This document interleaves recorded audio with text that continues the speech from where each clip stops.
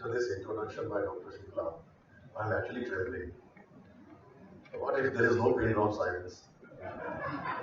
What if you start getting terribly bored? Well, there are very illustrious ladies and gentlemen sitting in front of me. I would have loved to address each and every one of you by name, but I am apprehensive that I miss out on one or two good names, and then I would not forgive myself for that.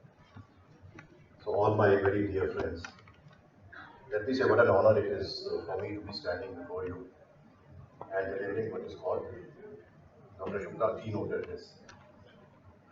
See, Dr. Shukla, when he asked me to write the lead paper for this conference, I was intrigued.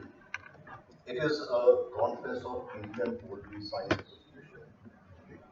I believe each and every member of this association is a scientist. Focus वाली light पड़ रही है उससे I have been video an में art student वो all my आता है life. बिल्कुल white white. So you can imagine I would have been an average student. अच्छा, Because otherwise I would have also studied science. चलो ठीक है. And an arts graduate and postgraduate he asked to write a lead paper in a science conference was intriguing also. It was very flattering also. And it was actually a great honor also. And thank you, Dr. Shukla, for that and giving me this opportunity to interact.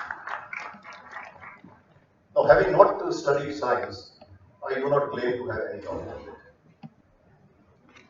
I have never done or practiced animal husbandry or livestock farming, so I cannot claim any practical knowledge also.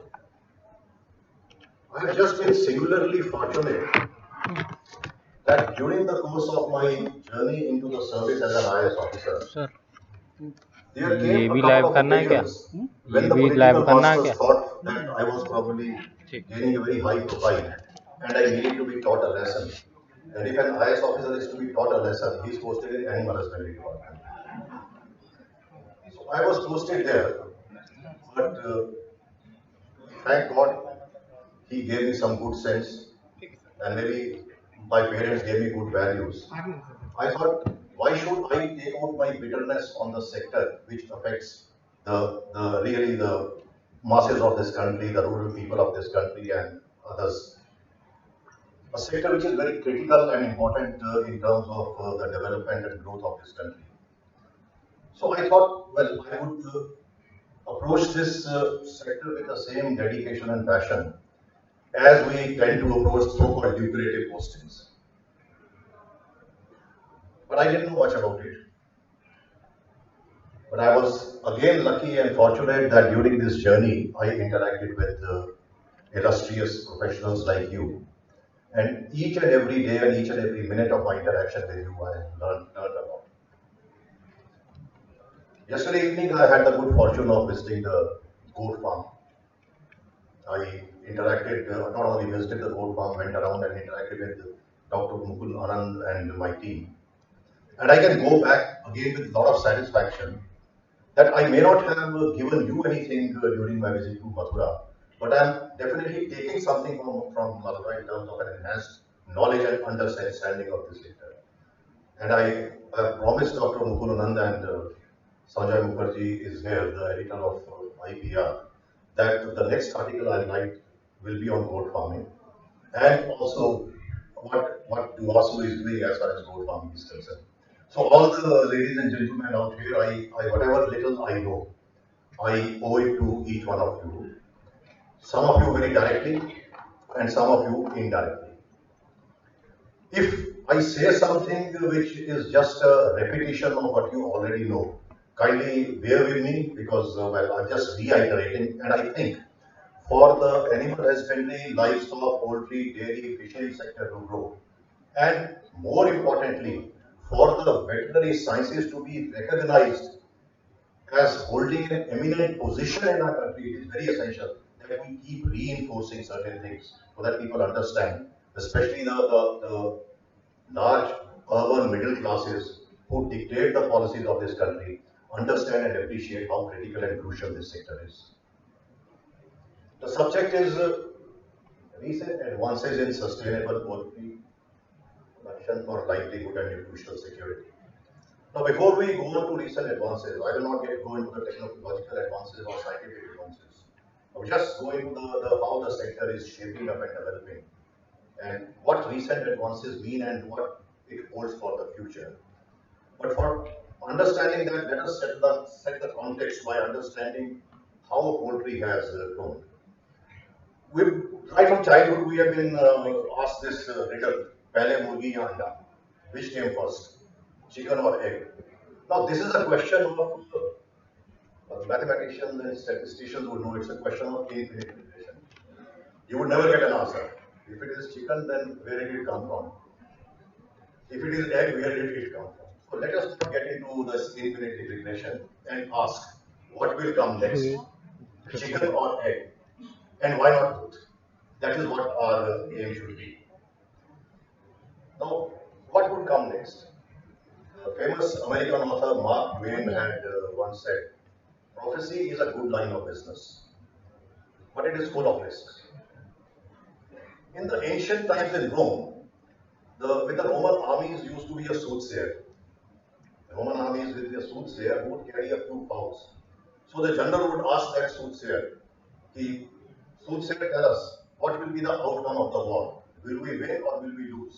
So that soothsayer would cut a fowl, take out its entrails, read the entrails, and then tell the general, inevitably, general will be victorious in the war. So we are asking for prophecy, recent advances, etc. So our humble chicken and fowl is associated with the prophecy. It's very safe to make a prophecy as far as poultry is concerned if we peep into the past of poultry.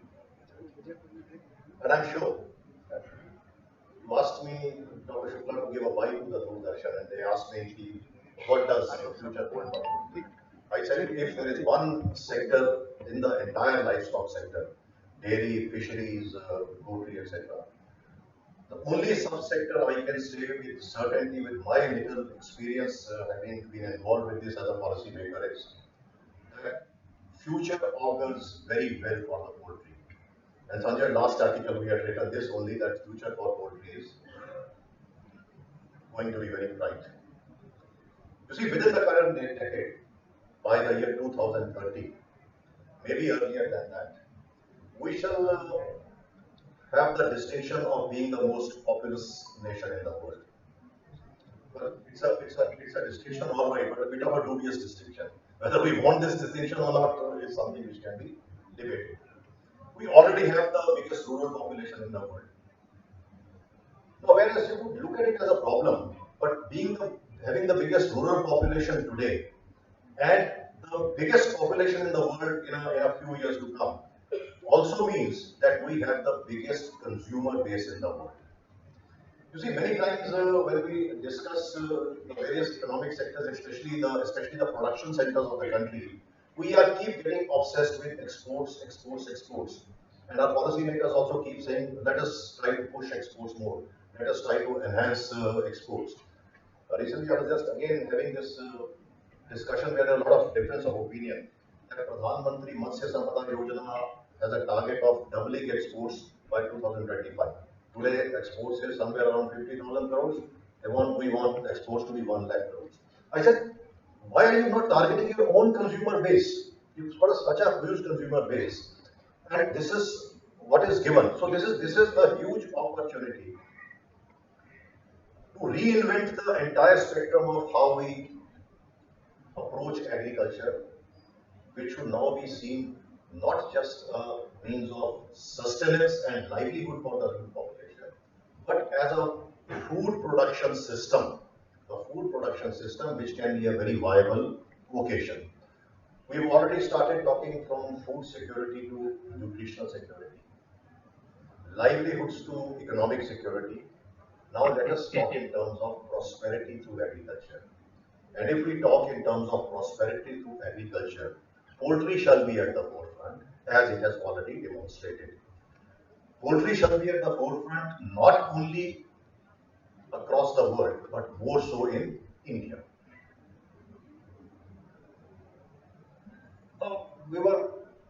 Although I think the Honorable Governor was slightly withdrawn when extolling the virtues of poultry, very rightly so. But then all of you are repeatedly saying egg meat, high Dr. Srivastava repeatedly said what the protein content and nutritional contents. Now, he was very right. We are in the winters. Now, very soon, especially people in the North India will start sniffing. So, whether it is the irritating sniffles or just the urge to feel warm on a cold day, what could be a better thing to consume than a bowl of chicken soup? A hot piping chicken soup will cure your nasal drops also and also keep you warm on a winter day. It will uplift your body, it will uplift your spirits. Why? I repeat, it is loaded with vitamins, it is loaded with minerals, it is loaded with proteins, all in one bowl. The एक कटोरी लेनी है उसमें vitamin भी मिल रहे हैं, protein भी मिल रहा है. It's a full meal by itself. And it is not only in India. Chicken soup has been a preferred diet and a recommended diet to cure various kinds of respiratory disorders, asthmas, common flu. Generally, it's called a very comforting and soothing food which builds immunity. Now, when you have this situation wherein every day or every few days some new pathogen emerges, some pathogens are benign and some are very malign. And we recently had an example of a very malign pathogen in the new strain of coronavirus which created havoc. So chicken soup is a dish which is being touted as a great immunity booster and an immunity builder. It also helps in, I'm not a nutritionist, but it also, I'm told, helps in strengthening the body and the body tissues and the bone, etc. Chicken soup is also recognized as having a spiritual and psychological healing power. You see, there's a company brand called Chicken Soup for the Soul. I'm sure many of you would have heard it. So there's a book series, Chicken Soup for the Soul. It has already sold more than 500 million copies, and a company has been created. It's a $1 billion company called Chicken Soup for the Soul. So the conventional wisdom recognizing the benefits of chicken soup with a business sense of an American business tycoon has created a business empire. And what is this business empire marketing? It is marketing spiritual healing. And what is the brand for marketing spiritual healing? Chicken. So all of you please go out and tell the benefits of chicken, not only in terms of the protein, minerals, vitamins and this content, but also the spiritual and the psychological content of chicken, which is now constitutes more than 90% of the global poultry. Now, today we keep the chicken, the poultry, when we are farming it in coops and cages. But one of the days when they were just roaming around freely. But very few people know it. The history of chicken is very, very interesting. Quite a few of you would be knowing. But I'm very certain that many of the poultry scientists and veterinary scientists would also not know that the closest relative of the most ferocious giant in the history of this earth, the most ferocious carnivorous giant was Tyrannosaurus rex, called T-Rex. Today, the closest relative of that giant is our chicken, whom you are keeping in cages and coops. Imagine अगर उसके रिश्तेदार को पता लग गया, तो क्या होगा? So you see, it says that it was after 55 million years of genetic evolution emerged what was called as a jungle fowl, and it took another 10 million. So after 65 million from that Tyrannosaurus rex, which was more than 100 feet tall and very ferocious, we must have seen pictures, emerged what is today's chicken. Now, how did chicken get domesticated? So there are many theories. There are very innumerable theories that, and there are many claimants to the origin of today's domesticated chicken. Some theories say it was from China, some say it was from Thailand, some say from South America. Now there are so many theories. I will not say this theory is correct or that theory is correct. But because there is one theory by Charles Darwin, and Charles Darwin is undoubtedly recognized as the greatest of the natural scientists of time. Charles Darwin puts the origin of chicken to the Indian subcontinent.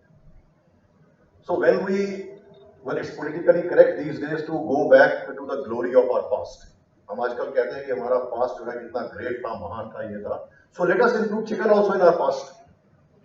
The chicken, which is the most populous domesticated bird today, originated in Indian subcontinent. And what is Indian subcontinent? More than 3/4 of Indian subcontinent is India.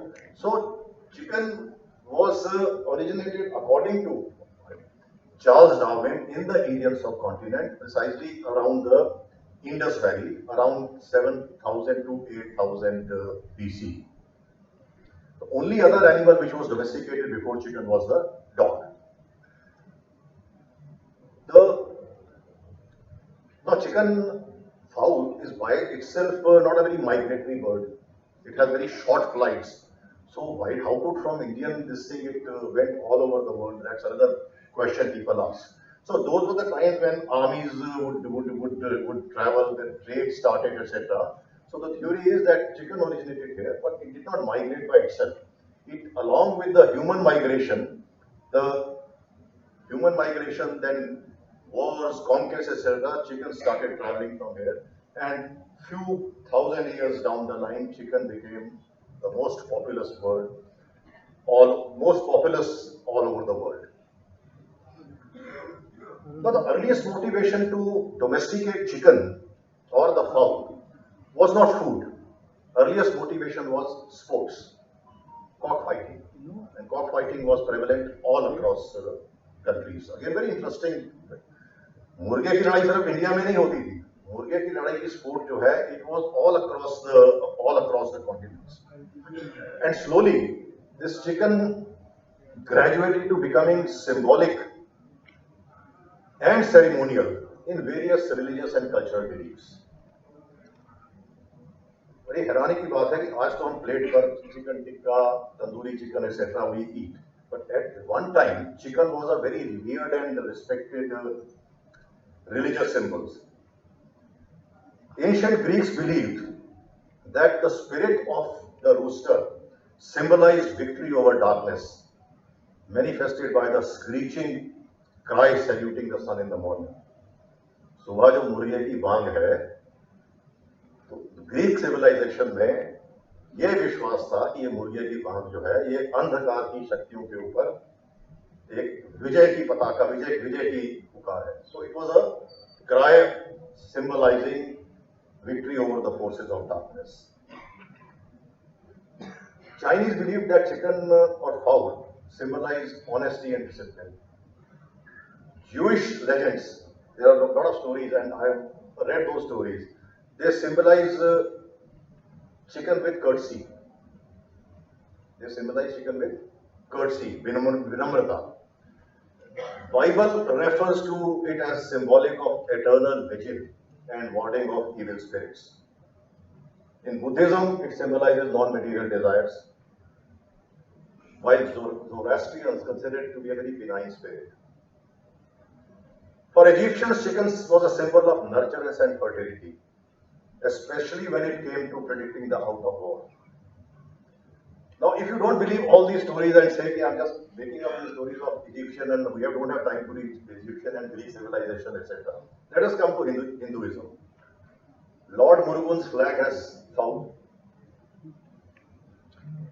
Shikhandi's flag also has chicken, which heralds the dawn of wisdom and conquers the forces of ignorance. After Shikhandi in Mahabharata character was this only. It is also the Vahan of goddess Aditi, depicting strength and honor. So all across cultures, it's very interesting. Chicken is not only now a food consumed in Chile also and in Japan also, in India also and in South Africa also. Even in the religions and cultures all across the world, chicken and fowl was a symbol of various religious and cultural beliefs. There's a science writer called Andrew Laurel. He has written an article called How the Chicken Conquered the World, along with a journalist called Jerry Adler. It recounts a very interesting story. dating back to 5th century BC. There was an Athenian general, Themistocles. That was a time when the Persian Empire had started attacking the West also. Persian Empire started expanding to East, and they started attacking the West in their expansionist ambitions and desires. So the Greek army was trying to defend itself against the attacking Persian army. Persian army was very strong, and the Greek soldiers were very demotivated. This general happened to see two cocks fighting. Their fighting was really, really severe, and none of the cocks would surrender. So he got an idea, he called his soldiers and showed them those cocks fighting very fiercely with each other. And what does he tell his soldiers? He says, according to this article written by a scientist and a journalist together, behold, these do not fight for their household goods, or for the monuments of their ancestors, or for glory, or for liberty, or the safety of their children, but only because one will not give way to the other. So they are not fighting for anything, just maybe they will not give way to the other. And today, the way chicken and fowl as poultry has expanded, it has not given way to any other.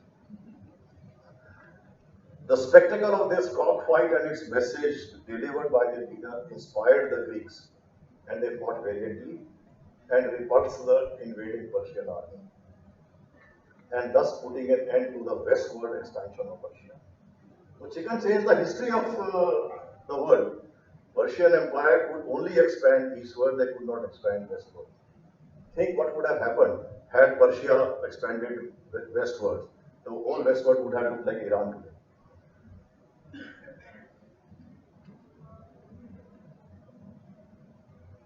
The earliest evidence of management of poultry goes back to Egyptians, who for the first time around 3000 years ago created this elementary technology of incubation. This is the first known scientific intervention for enhancing productivity. With the rudimentary practice of incubation, you feed the hen to lay more eggs. Some evidence, though non-conclusive, also points to selective breeding of birds in ancient Rome. But it is doesn't have much evidentiary value. However, chicken got to be consumed heavily in Rome as an item of delicacy and luxury. Chicken consumption increased so much in the ancient Rome that in around 160 BC, the then Roman Empire passed a law which restricted that a family of 5 could not consume more than 1 bird per meal per table, because there was so much of consumption of this. So chicken then got to be associated with moral decay and excessive luxury. कि chicken खाना जो है ये विलासता का, आज भी हम कई बार किसी को क्रिटिसाइज करना हो, कुछ करना हो, देखो जी वो तो मुर्गे खा रहे, कोई नहीं कहता कि वो पनीर खा रहा था और दाल खा रहा था, ऐश कर रहा था, मुर्गे खा रहा था. So in the ancient Rome also it got associated with luxury and moral decadence. The chicken may be the very, very old and the oldest domesticated bird. Amongst animals, it is the second domesticated animal. First was the dog, but amongst birds, it is the first domesticated bird. But the present day practices, the science and advancement started in the year 19th century with the selective breeding. Till then, chicken was not the primary livestock. Chicken was not the preferred livestock. Up to the early decade of the 20th century, the poultry was primarily characterized by small family farms raising chickens, fed on forage and occasional grains, primarily for meat. Housing was open and non-specific.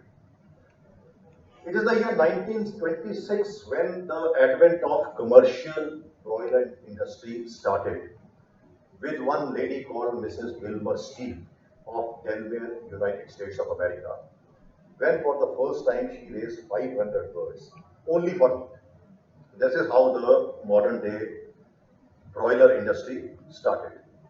Thereafter, this led to the second broiler farm of from 500 to 10,000 birds. And thereafter, that was when the confined caged housing for chickens started and the layers started improving. Rate of mortality till then used to be as high as 40%, and with this commercial broiler industry starting, the very soon, within a few years, the rate of mortality fell down drastically, up to 5% in such cases.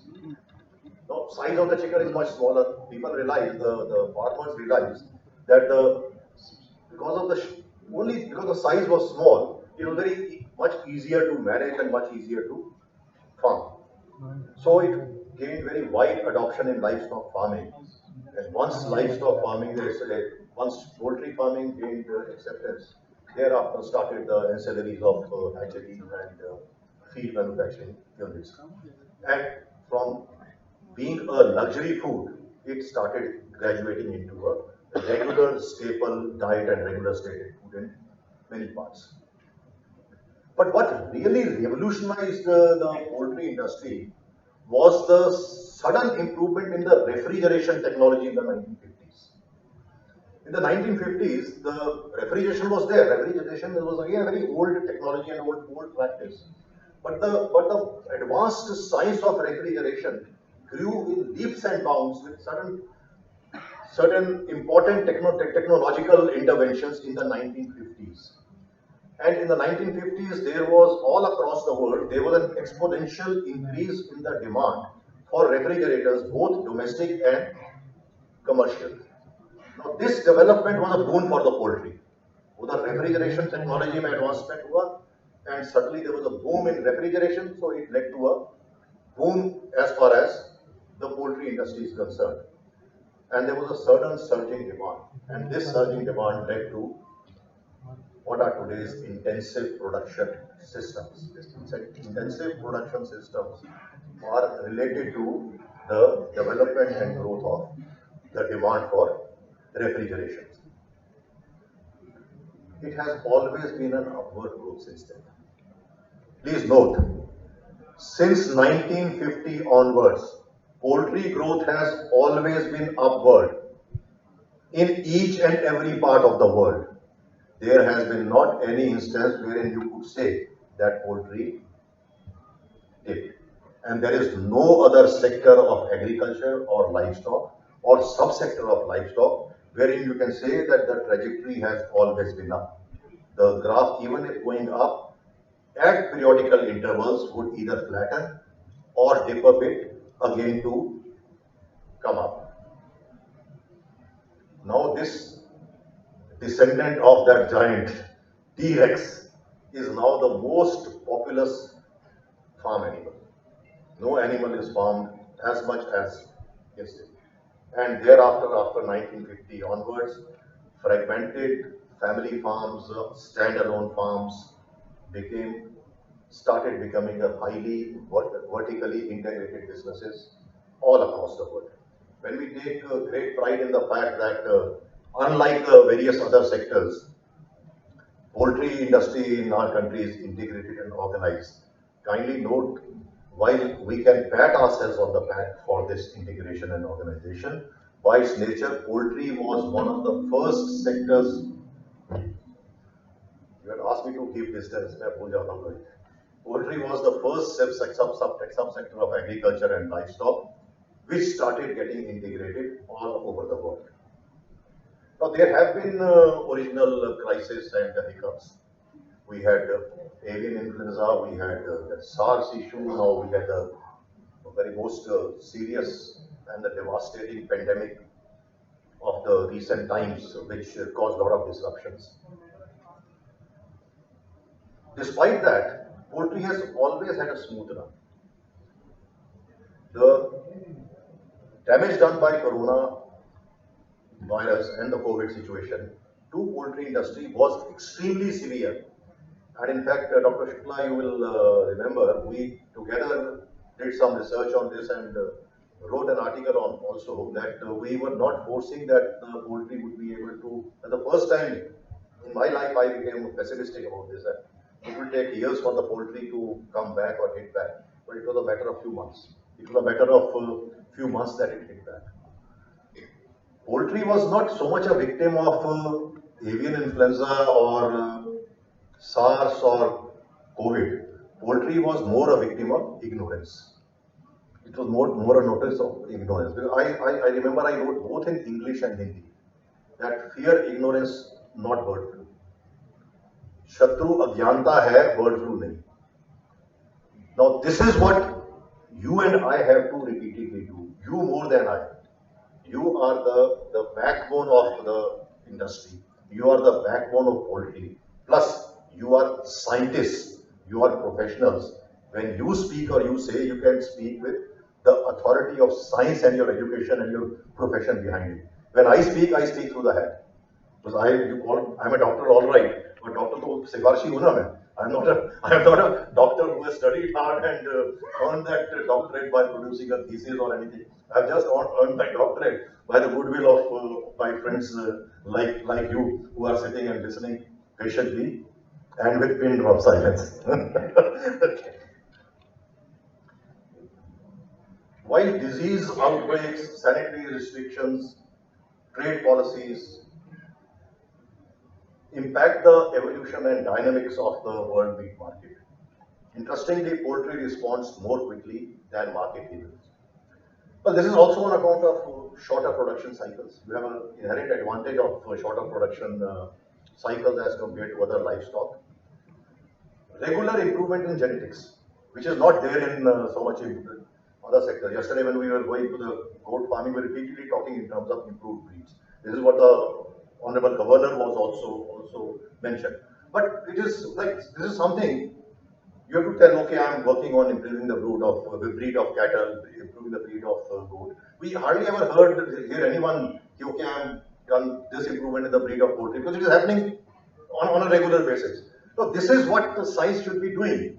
Breed improvement should be inherently integrated into your scientific practices, etc., rather than as a one-off project. Okay, here is breed improvement, now I can sit on my laurels. Breed improvement has to be each and every day, a regularly integrated and inalienable part of your practices in managing the livestock. So now, over a period of time, it has emerged as the world's most primary source of animal protein, followed very distantly by pork. The growth has always been consistent, impressive, and unmatched. Now, today, we gobble so many chickens that there are 33 billion of chicken in the world, which is about 80% of the land animals living on farms. 80% of the land animals living on farms, which means livestock, whatever is being farmed, is chicken. Now, in fact, the total mass of farmed chicken exceeds that of all birds on the planet combined. All the birds on the planet combined, including the wild birds, their total mass is less than the mass of the farmed chicken. And 33 billion is the total population. Asia accounts for how much? 56% of it. 56% of the global chicken population is Asia. So chicken has held the distinction of being the largest selling meat in the world for a long time now. And recent and future advances are going to be that chicken shall continue to hold this eminent position for years to come. Now the benchmark for that I may start hearing pins drop. So, now the benchmark for economic development is considered to be the OECD countries. So if we take OECD countries, which is accepted as a benchmark, we find that since the year 1990 onwards, the consumption of beef and pork has stagnated. जितना 1990 में beef और pork ये countries consume करती थी, उतना ही आज भी consume कर रही है. But in these 40 years, in these 30 years, in these 3 decades, the consumption of poultry in OECD countries has increased by 70%. The growth in the developing world is even more impressive. Now, please listen to these figures carefully. And these are not my figures, these are the figures of Food and Agriculture Organization. Now, there cannot be a more reliable and credible organization as far as global data is concerned than the United Nations Food and Agriculture Organization, which is the repository of all data in agriculture and livestock and fisheries. The FAO had projected that in the first decades of this century, that is the year 2000 till the year 2030, 3 decades, 2000 to 2030, per capita demand of poultry would register a growth of 271% in South Asia. And South Asia is, what is South Asia? It's India, basically South Asia, India, and to some extent Pakistan, Bangladesh, Sri Lanka. But 3/4 of South Asia happens to be India.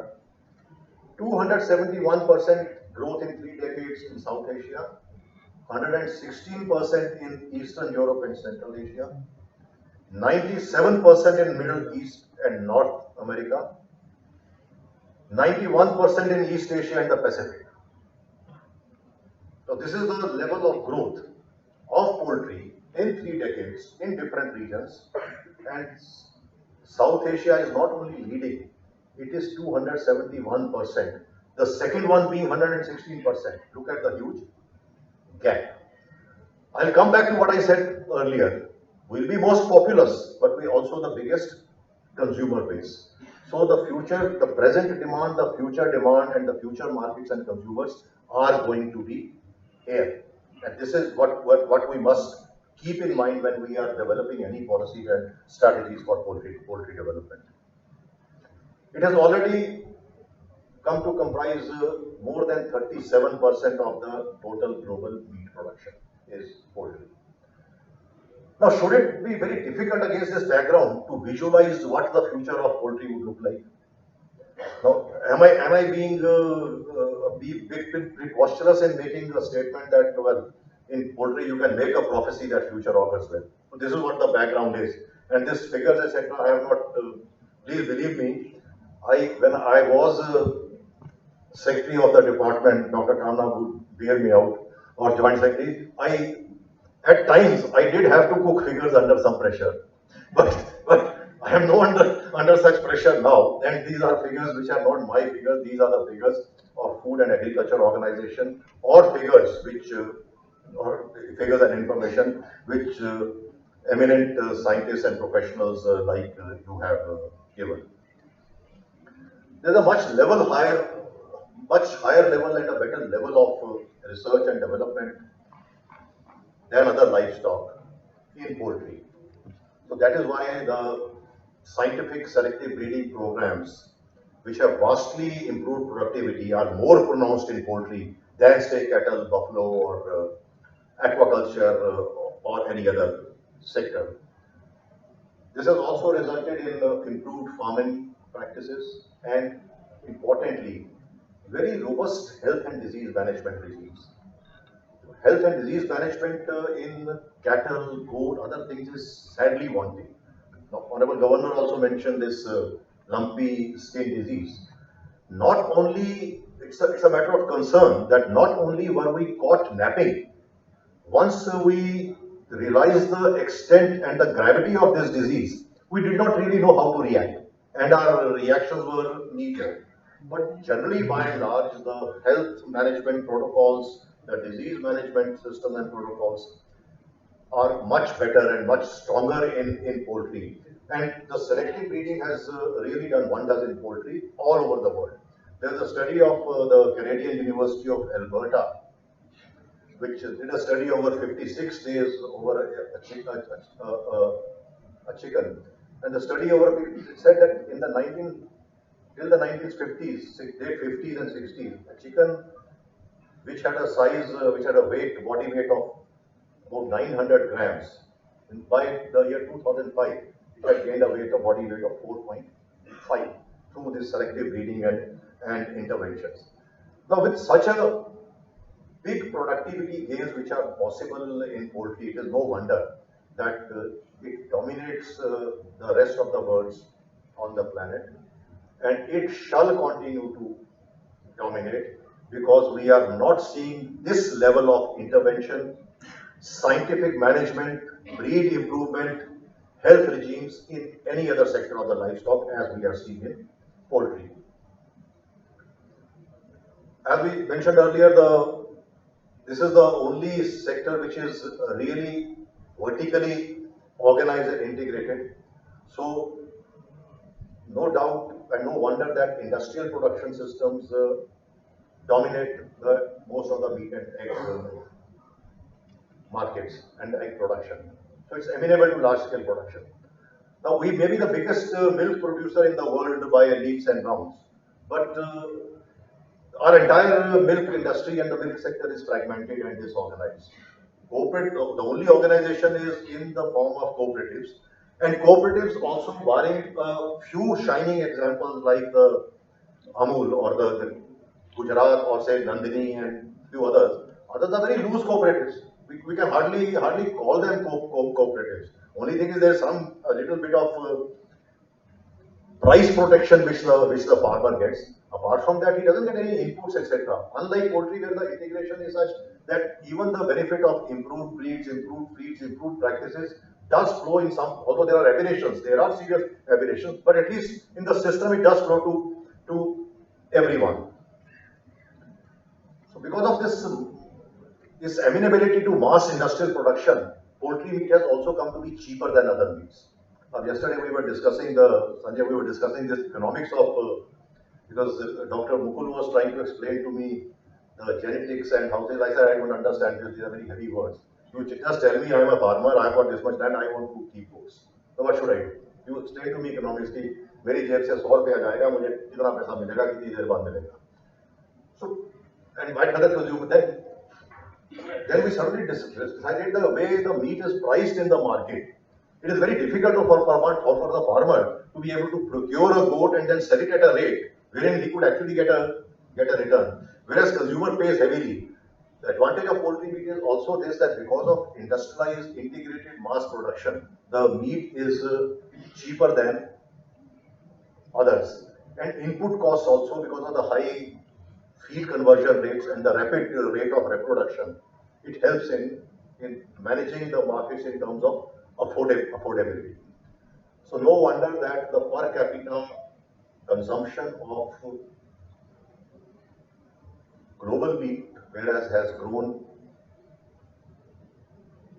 twice since the last 50 years or so. Poultry has grown 5 times during the same period. The last 50 years or so, consumption of overall meat is double, but the poultry is 5 times. If poultry was not 5 times, even 4 times, the overall figure would have been 1.5 or so. So this is where poultry stands. There were several studies I went through in terms of studying the future trends of food. Every study reports that the one item which will continue to have an ever increasing consumption, that is poultry. Now obviously, as I mentioned earlier, this boom is on account of technology, new processes, and improved supply chains all across the globe as far as poultry and meat products are concerned.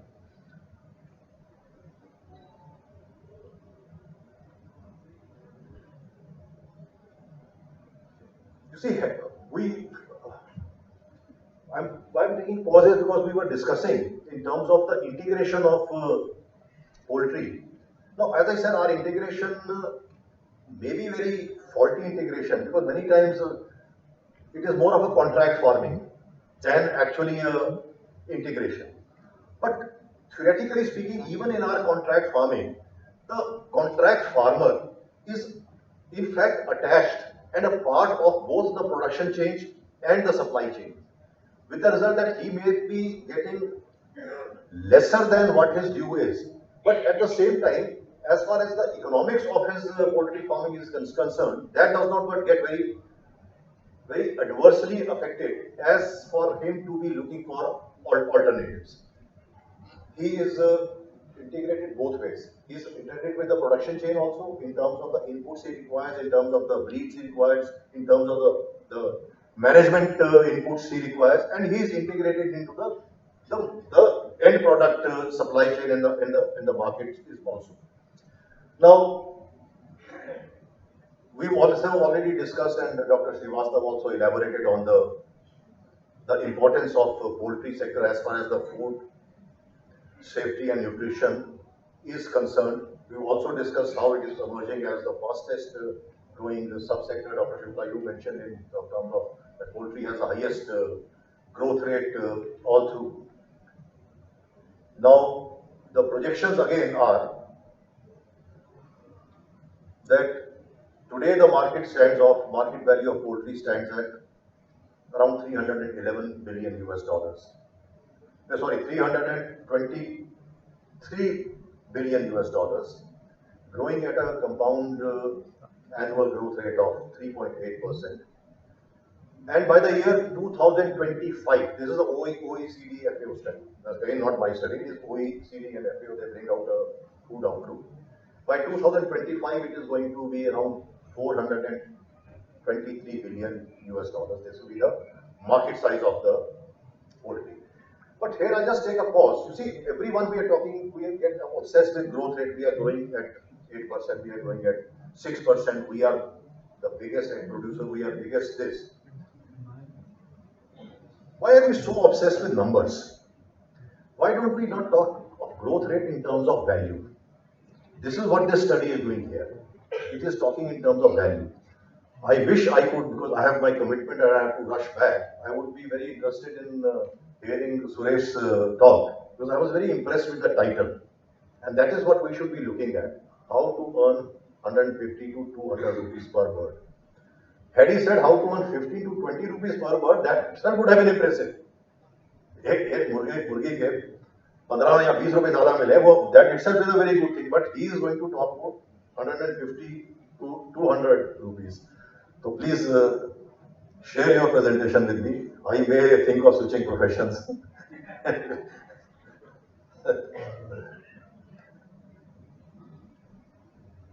Now, besides streamlining and integrating the production processes to speed operations, the sector has also matured into a management sophistication. It has a separately defined roles for meat production and egg production. It is very different from what its humble beginnings were. Now, from the small backyard flocks, now the operations are large, housing in single locations, often ranging up to few hundreds to thousands to millions of birds. So this has not only led to tremendous increase in production, but there's also increase in the processing capacity and the processing speeds.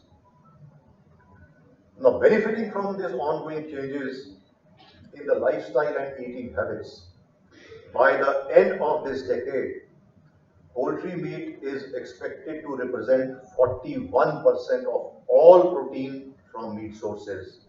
This is again according to the OECD FAO Agriculture Food Outlook of 2030. Every year they bring out, I urge all of you to please access this online. It is available online on the website of FAO. Every 6 months and every year. FAO and OECD combined together, they bring out a publication called Food Outlook, in which they bring out outlook of each and every food item, right from wheat, rice, cereals, feed, fodder, eggs, meat, fish, everything what the outlook, global outlook is. According to their study, latest, that by the year 2030, 41% of protein from all meat sources will be supplied by poultry, and it says that poultry meat consumption is expected to continue to rise as consumers are attracted due not only to lower prices but also product consistency and adaptability, as well as higher protein, lower fat content. This is what the report has said. Although traditional, small-scale, rural, family-based poultry systems continue to play a crucial role in sustaining livelihoods in developing countries, supplying poultry products in rural areas, and providing support to rural households. It is the commercial poultry production systems that will dominate the sector in future too.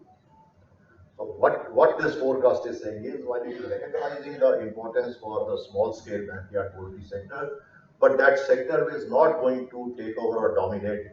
It is a large production system. So how does the backyard sector survive in this? And this is, I think, Suresh and Dr. Mahesh, Dr. Ranade, they can throw light more on it. Maybe branding, maybe creating a niche market, or maybe positioning the project for a different consumer base, etc.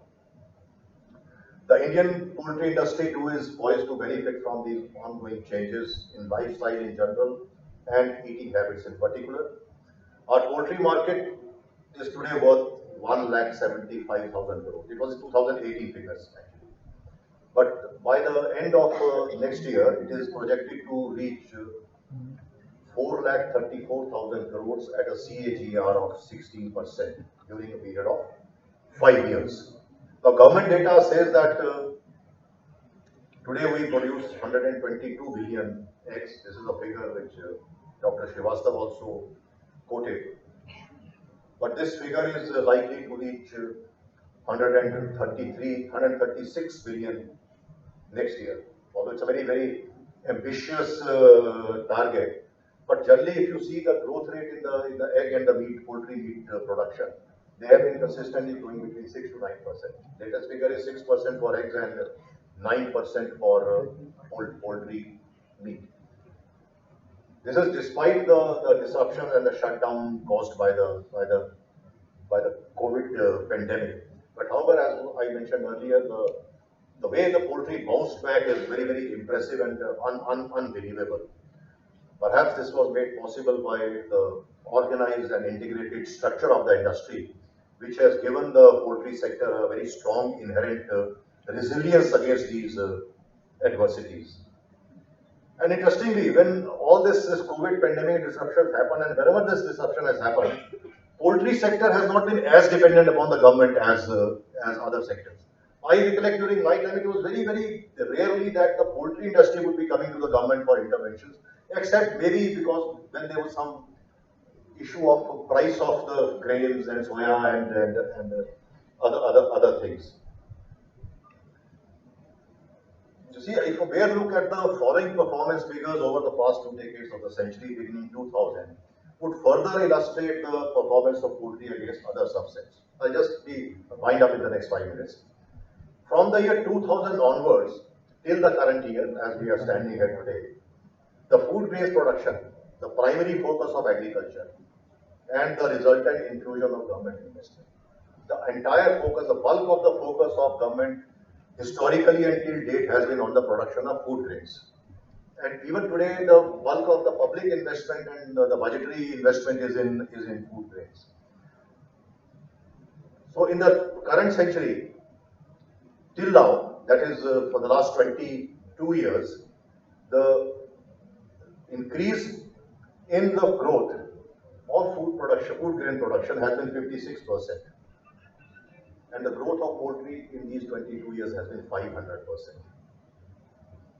We are right now emerging as one of the fastest growing poultry markets in the world. I am desisting from using the word the fastest. I would have used it if Suresh was not smiling and nodding at me. But we are definitely one of the fastest growing markets in the world. Now, what does this point to? It points to that what is very critical in terms of policy interventions is not subsidies. It is the policy environment and the ecosystem you create which can spur growth.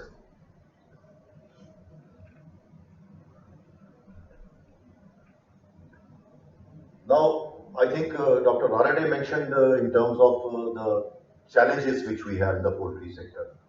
The biggest challenge is the volatility in the prices of the feed costs.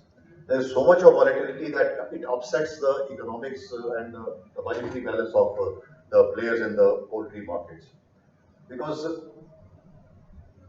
feeds have become very, very price sensitive.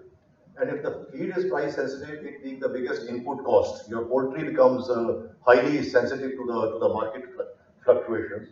So it is very imperative that at least the bigger and the larger players, or the strong stakeholders of the poultry sector, to establish such linkages which are backward also. And as it was you mentioned in terms of indigenous feed, using locally produced maize and soya bean, and also as a business strategy, using commodity derivatives to hedge the feed prices. After all, we have been hedging prices of petroleum and several other commodities. So why not use this hedging this thing also for poultry? Since in India, more than in several other countries, poultry production is for domestic consumption, trusting and lasting improvements in the marketing infrastructure and facilities, both wholesale and retail, is sine qua non for the poultry to sustain its growth. Why am I saying that is? We need to assure the consumer of safety and hygiene of our products, which very, very often are coming under a lot of threat. You see, during this COVID period, what emerged as the biggest immunity and protection against catching virus? Sanitizing and washing hands. That was only the biggest strategy. We are still dependent upon wet markets. The market base and the share of the processed and the packaged industry is still limited. Our large population is still dependent on wet markets, and our wet markets are anything but hygienic and clean. The frozen and chilled products, etc., is only about 6% of the total poultry meat market, and only 1% gets converted to value added. Therefore, it's a challenge before us, number one, to increase the value addition and simultaneously ensure that our wet markets are clean, hygienic, and inspire confidence in our product. And finally, how do you position poultry in a nation and society where a sizable number of communities and people are vegetarian? Dr. Srivastava mentioned in terms of how many eggs you should consume, etc. Honorable Governor was quiet on it. So she was rightly so. It's a very sensitive issue. The large communities which are vegetarian, and vegetarian is not because of food choice. It is because of faith and belief. Belief and faith ingrained in your religion, in your culture, in your societies. So how do you do that? Again, I'll come to what the Honorable Vice Chancellor said. Answer lies in egg. The EAT Lancet Commission of 37 leading global scientists, they said that desirable minimum intake of egg is 13 grams per person per day.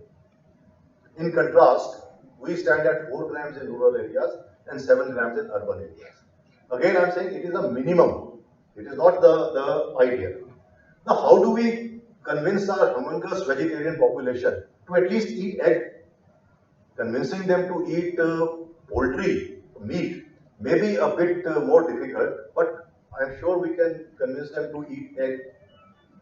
अब मथुरा में अंडा नहीं मिलता कुछ areas में, meet नहीं मिलेगा कुछ एरिया में. Again, it's a question of social and cultural belief, and we should not be challenging that. But when it comes to convincing them to eat egg, we have a simple solution. We have the greatest and the most credible of brand ambassadors of the egg in Mahatma Gandhi.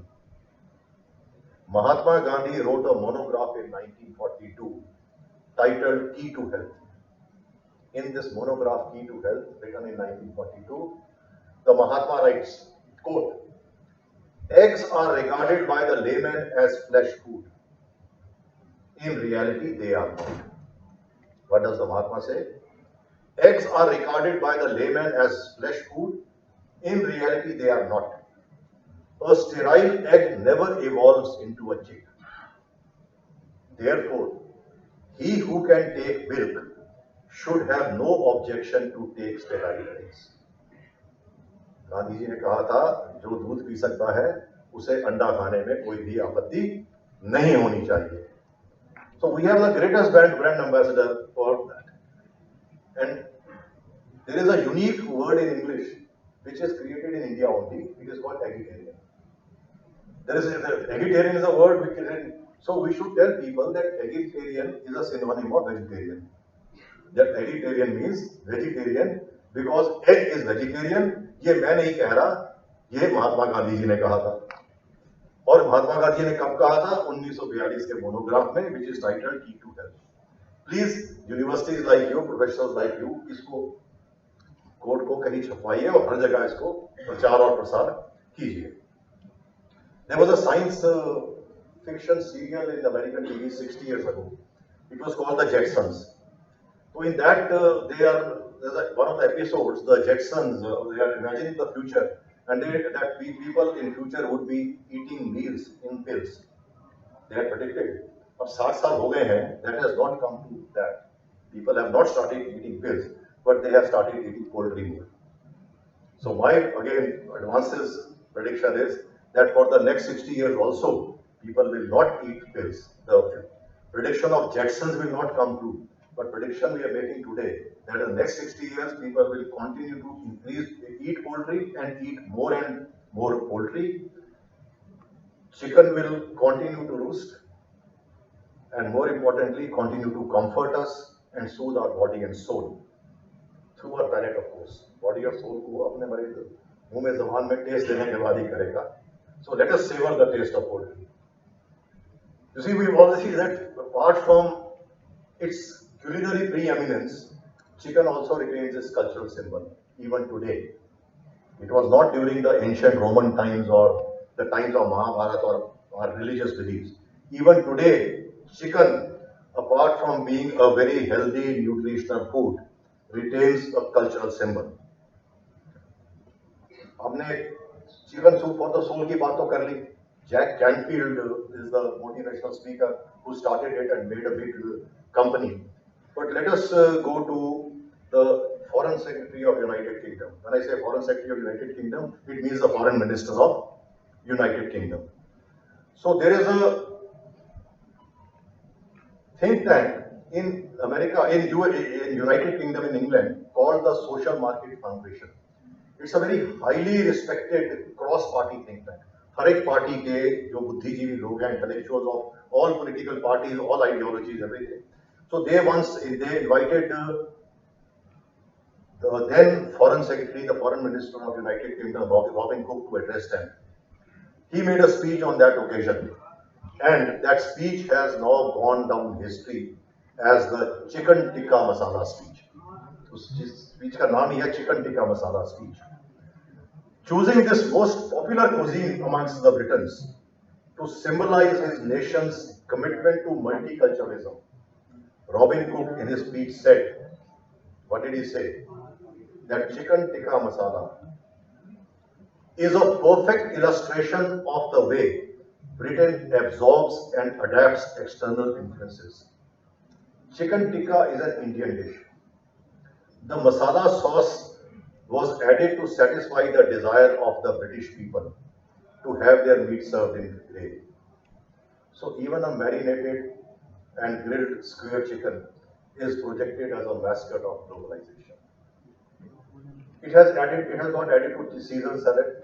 आजकल Caesar salad शादियों में भी मिलना शुरू हो गया है. In turkey sandwich also these days you will find chicken.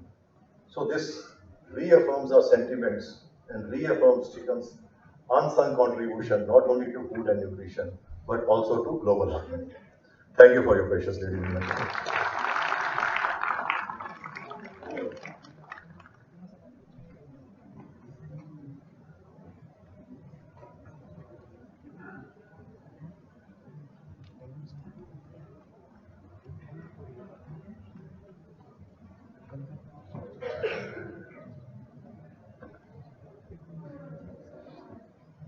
Sir, what a wonderful keynote address. The most suitable person, the most suitable occasion and most time. So let us give a standing ovation to Dr. Tarun Shridhar. Wonderful sir. आज का देवोत्थान एकादशी यहाँ हो गया. लग ऐसा रहा था जैसे भागवत पुराण चल रहा है और सारे श्रोता उसका आनंद ले रहे हैं. Thank you so much sir. Each and everything it has gone to the heart of the people. Thank you so much for enlightening the entire audience कि पोल्ट्री का भूत क्या था, वर्तमान क्या है और भविष्य क्या होने वाला है. तो इस मुर्गी के पुराण में सारी चीजों को आपने समाहित किया। Thank you so much. I hand it over to the.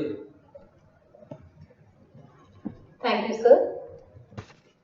I thank Shri Tarun Shridhar sir also for the keynote address, and I request Dr. P.K. Shukla sir to please felicitate Shri Tarun Shridhar sir for the Secretary, Ministry of Animal Husbandry, Dairy and Fisheries, Govt of India.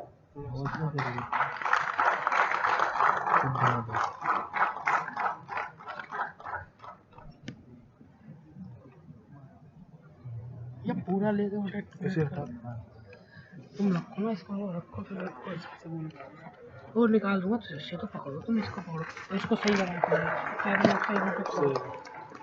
इसमें bag कहाँ पे आता है Felicitation and presentation of memento.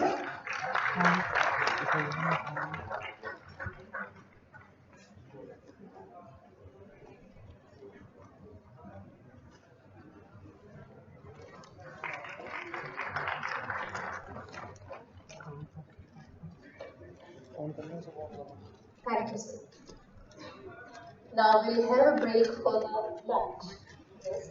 And we will assemble again here for the oral session 1, that is poultry economics and marketing.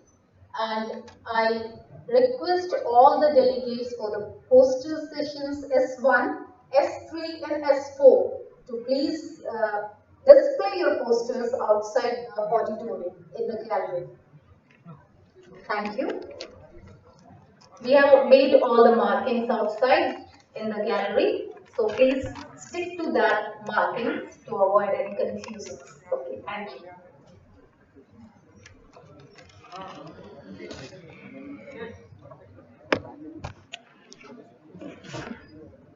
इसको दोनों रख दो